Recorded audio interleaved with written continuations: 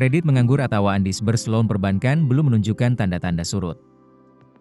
Otoritas Jasa Keuangan mencatat, pada Februari 2025 jumlah kredit menganggur perbankan mencapai Rp2.332 triliun, meningkat 11,52% secara tahunan atau year on year.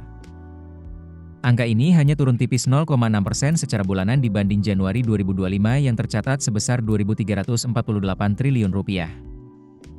Berdasarkan tier kepemilikan modal inti, kelompok bank bermodal inti 3 tampak membukukan kredit menganggur terbanyak yang mencapai Rp912,8 triliun, naik 9,4% year on year.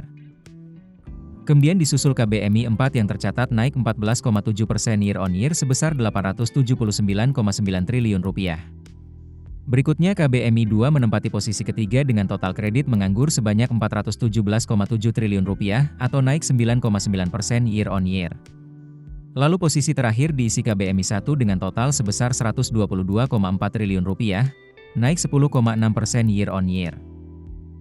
Terkait hal ini, ekonom sekaligus pengamat perbankan Universitas Bina Nusantara, Dodi Aryevianto mengatakan, angka kredit menganggur perbankan secara industri di periode tersebut cukup tinggi.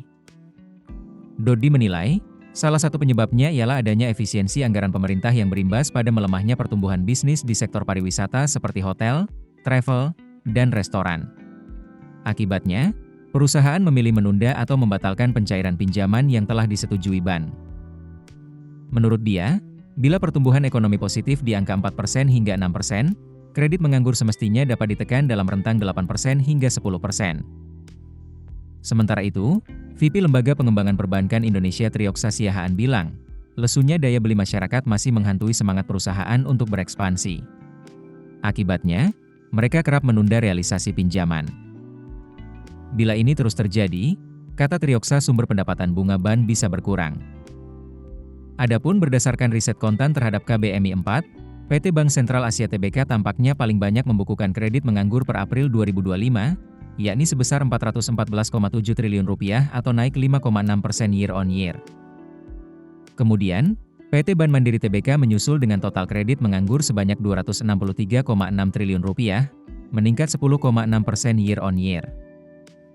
Lalu ada PT Bank Rakyat Indonesia Tbk, yang total kredit menganggurnya per Maret 2025 sebesar Rp138,6 triliun, naik 3,4% year on year.